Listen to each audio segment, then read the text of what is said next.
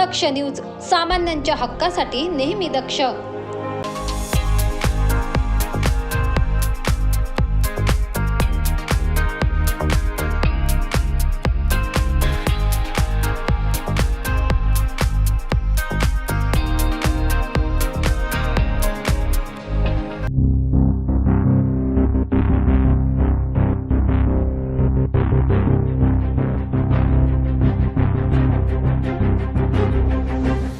मुंबई नाशिक महामार्गावर कारने अचानक पेट घेतल्याने एकच खळबळ उडाली.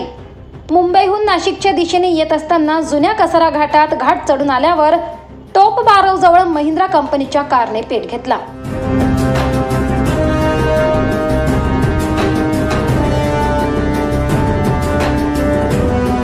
दरम्यान शॉर्ट सर्किटमुळे या कारने पेट घेतल्याचे बोलले जात आहे.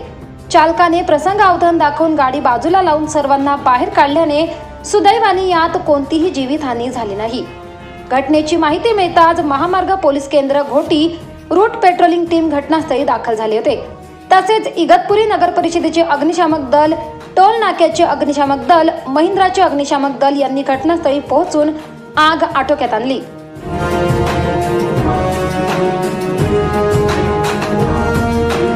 भागीरथ अतकरी, दक्ष न्यूज, इगतपुरी.